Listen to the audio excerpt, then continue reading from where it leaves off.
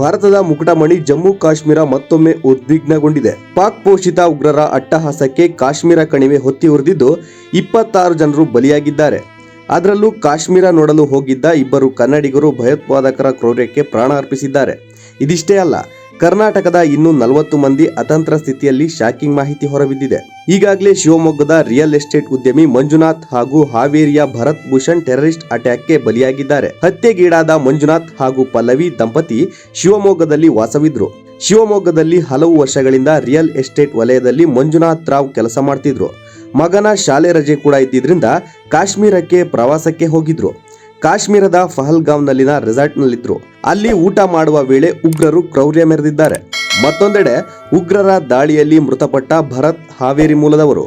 ಬೆಂಗಳೂರಿನ ಮತ್ತಿಕೆರೆಯಲ್ಲಿ ವಾಸವಿದ್ರು. ಭರತ್ ಭೂಷಣ್ ರಾಣೆಬೆನ್ನೂರು ಶಾಸಕ ಪ್ರಕಾಶ್ ಕೋಳಿವಾಡರ ಸಂಬಂಧಿ ಎನ್ನಲಾಗಿದೆ.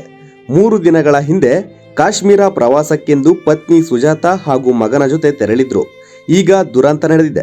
ಹಾರ್ಟ್ ಪೇಷಂಟ್ ಆಗಿರೋ ತಂದೆ ತಾಯಿ ಇಬ್ಬರಿಗೂ ಮಗನ ಸಾವಿನ ವಿಚಾರ ತಿಳಿಸದೆ ಭರತ್ ಅಣ್ಣ ಪ್ರೀತಮ್ ಮಾತ್ರ ಕಾಶ್ಮೀರಕ್ಕೆ ತೆರಳಿದ್ದು ಎಲ್ಲರ ಮನ ಕಲಕುವಂತಿದೆ. ಇದಿಷ್ಟೇ ಅಲ್ಲ, ಕಾಶ್ಮೀರ ಪ್ರವಾಸಕ್ಕೆ ತೆರಳಿದ್ದ 40 ಕನ್ನಡಿಗರು ಸಿಲುಕಿರುವ ಶಂಕೆ ಇದೆ. ಈಗಾಗಲೇ ಅವರೆಲ್ಲರನ್ನ ಸುರಕ್ಷಿತವಾಗಿ ಕರೆತರಲು ಎಲ್ಲಾ ಸಿದ್ಧತೆಗಳು ನಡೆದಿವೆ ಅಂತ ಸರ್ಕಾರ ಹಾಗೂ ಜಿಲ್ಲಾಡಳಿತಗಳು ಮಾಹಿತಿ ನೀಡಿವೆ. ಈಗಾಗಲೇ ಕಾಶ್ಮೀರದಲ್ಲಿ ಕನ್ನಡಿಗರು ಉಗ್ರರ ದಾಳಿಗೆ ಗುರಿಯಾಗಿರುವ ಸುದ್ದಿ ತಿಳಿಯುತ್ತಿದ್ದಂತೆ ಸಿಎಂ ಸಭೆ ನಡೆಸಿದ್ರು.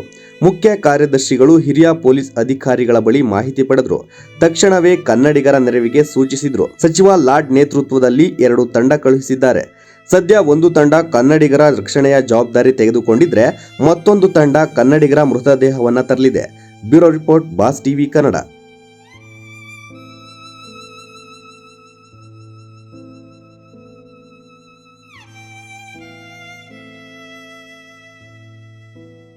ಲೇಟೆಸ್ಟ್ ಹಾಗೂ ಇಂಟ್ರೆಸ್ಟಿಂಗ್ ಸುದ್ದಿಗಳಿಗಾಗಿ ಬಾಸ್ ಟಿವಿ ಕನ್ನಡ ಚಾನೆಲ್ನ ಸಬ್ಸ್ಕ್ರೈಬ್ ಮಾಡಿ. ಹಾಗೆಯೇ ಬೆಲ್ ಐಕಾನ್ ಪ್ರೆಸ್ ಮಾಡಿ. ಇದರ ಜೊತೆಗೆ ಫೇಸ್ಬುಕ್, ಇನ್ಸ್ಟಾಗ್ರಾಮ್, ಎಕ್ಸ್ ನಲ್ಲೂ ಮಿಸ್ ಮಾಡದೆ ಫಾಲೋ ಮಾಡಿ.